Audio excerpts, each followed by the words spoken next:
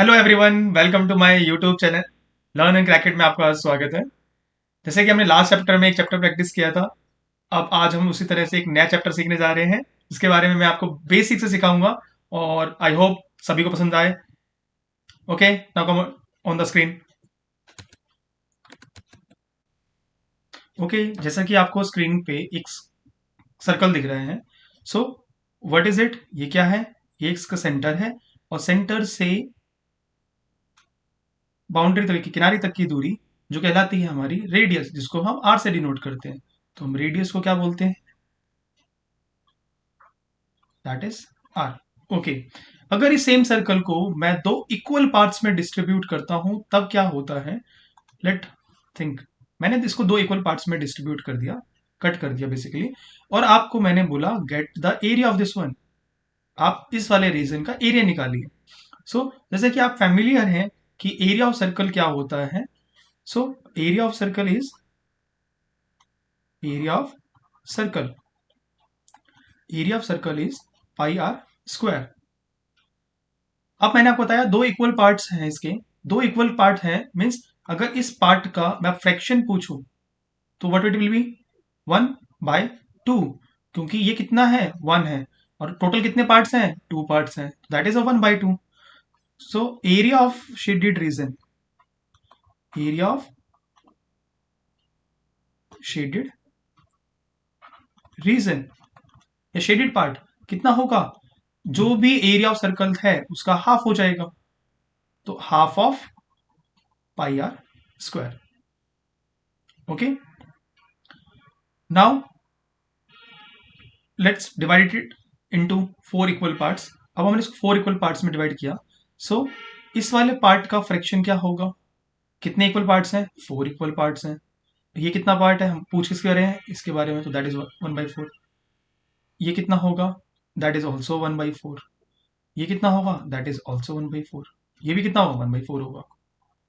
Okay, सो अब इसका area निकालना हो तो area of shaded part, shaded part, area of shaded part कितना होगा?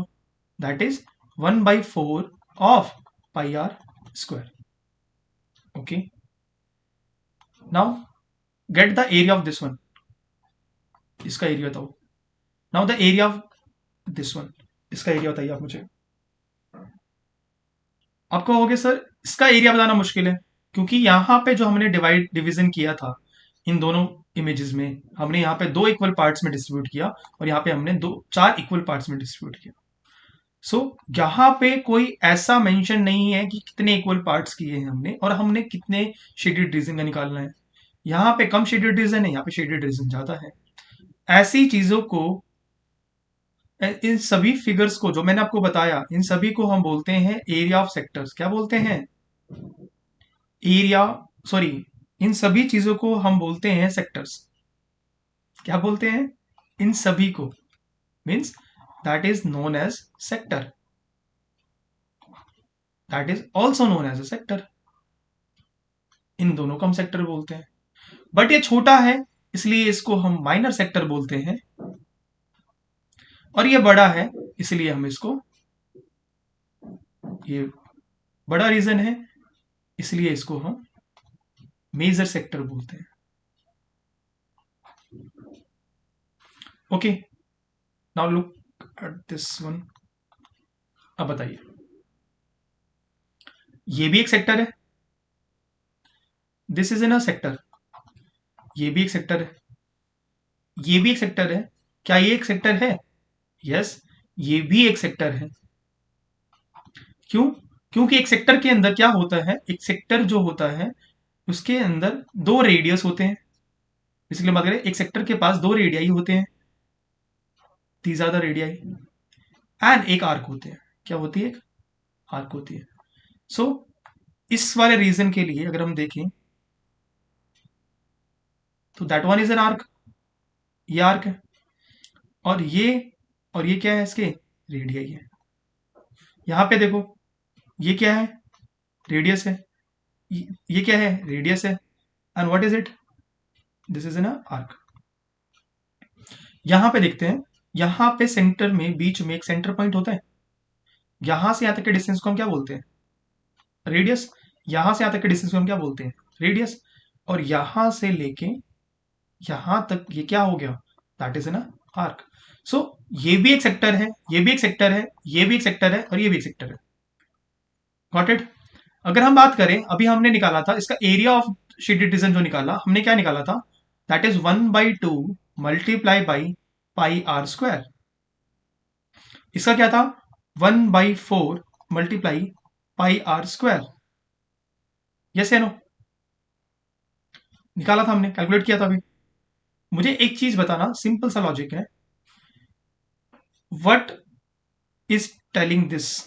ये जो 1/2 हमने लिखा है, ये क्या बता रहा है हमें? या फिर ये जो मैंने 1/4 लिखा है, ये क्या बता रहा है मुझे? क्योंकि pi r square that is an area of a circle. ये तो पूरे सर्कल का एरिया है, एरिया ऑफ सर्कल। यहां पर भी और यहां पर भी, यहां पर भी ये यही बता रहा है, और ये पाई आर स्क्वायर यहां पर भी यही बता रहा है। अब वो सर्कल छोटा हो बड़ा हो डिपेंड करता है उसके रेडियस पर, but pi r square means the area of circle. Okay. तो मैंने आपसे पूछा कि ये जो 1/2 है और ये 1/2 है, ये क्या बता रहे हैं? Basically this is the part.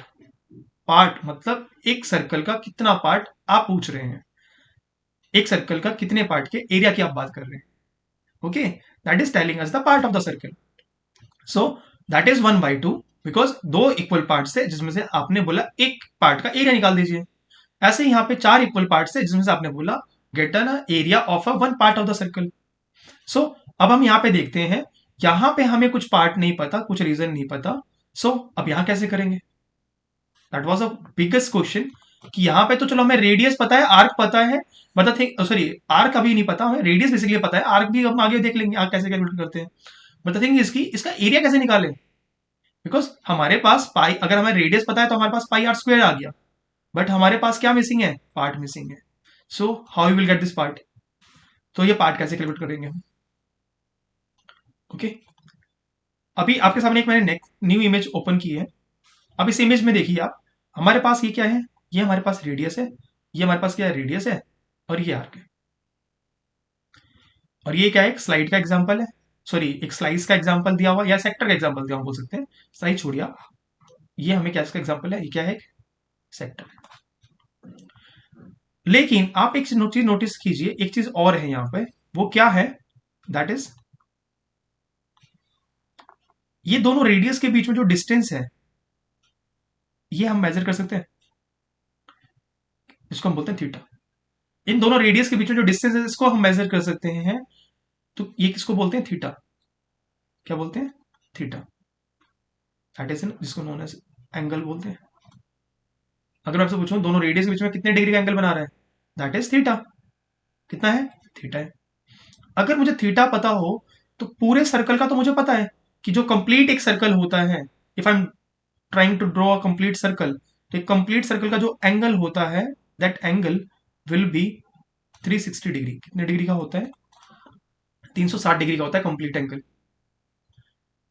तो अगर मुझे थीटा पता हो, if I get this one, अगर मुझे थीटा पता लग जाए, अगर मुझे थीटा पता लग जाए कहीं से, तो I can calculate the part of the shaded region जिसकी हम बात कर रहे हैं। सेक्टर उस सर्कल का कितना पार्ट है, ये हम कैलकुलेट कर सकते हैं, बट कब? जब हमें उसका थीटा पता हो। ओके, तो सो अगर अब मान लेते हैं कि इसका थीटा है 30 degree, let the theta equals to 30 degree, कि थीटा 30 डिग्री है। सो कितना पार्ट होगा? तो अगर हम निकालें पार्ट और शेडेड रीजन, जो भी आपको बोलना है, तो क्या हो जाएगा? Theta that is that is जिसकी हम बात कर रहे हैं, दैट इज दैट वन, वो सेक्टर का थीटा है जिसकी हम बात कर रहे हैं। टोटल कितना है? 360। अगर आप ध्यान से देखो, जहां पर भी हमने ये बात की थी, ये वन की मतलब हम बात कर रहे थे, भाई एक का कैलकुलेट करना है, और ये टू क्या है? That two is total, one and one two. यहाँ पे देखो, 1 2 3 4, कितनी है? 4 है, तो ये 4 है। टोटल कितना है? 4। और हम किसकी बात कर रहे थे? एक की बात कर रहे थे। सिमिलरली थीटा अपॉन 360, अब थीटा को हमने बोला 30 डिग्री, तो 30 अपॉन 360, जीरो से जीरो कैंसिल आउट हो गया, 3 1 3, 3 1 3, 3 2 6। यस, तो व्हाट इट इज, ये फ्रैक्शन बन गया 1/12, मीन्स इस सर्कल का ये 12th पार्ट है, ऐसे 12 इक्वल पीसेस में डिस्ट्रीब्यूट होगा ये। Got it? तो हमें पार्ट मिल गया, और अब इसका रीजन एरिया निकालना है, तो we can calculate area of sector. Area of sector equals to 1/12 into pi r square. Yes या no? Yes, we can calculate it. But एक चीज देखिए, अब ये तो yes we can calculate it, हम इसको कैलकुलेट कर सकते हैं, इजीली कर सकते हैं। तो ये क्या था, that is theta upon 360 multiply, sorry 6 थोड़ा अच्छे से नहीं बना, theta upon 360 into pi r square. ये हमारा हो गया एरिया ऑफ सेक्टर का formula, area of sector. Okay, अगर आपको लाइक माइनर सेक्टर का निकालना है तो थीटा पता होना चाहिए, मेजर सेक्टर का निकालना है तो थीटा पता होना चाहिए। बट अगर आपको मेजर सेक्टर का थीटा नहीं दी गिवन है, लेट एन एग्जांपल ले लेते हैं कि मैंने एक सर्कल ड्रॉ किया, सर्कल ड्रॉ करने के बाद मुझे इसका रेडियस पता है, मीन्स मैंने ऐसे कर दिया, रेडियस छोड़ो, ऐसा कुछ है, ठीक है, मैंने बोला gate the area of this one, ठीक है, और मैंने आपको थीटा नहीं दिया, थीटा मीन्स मैंने ये बताया ये कितने डिग्री का एंगल बना रहा है, बट मैंने आपको ये बताया है कि ये कितने डिग्री का है। अब इस केस में क्या करोगे, मीन्स आपको छोटे वाला थीटा पता है, बड़ा थीटा नहीं पता।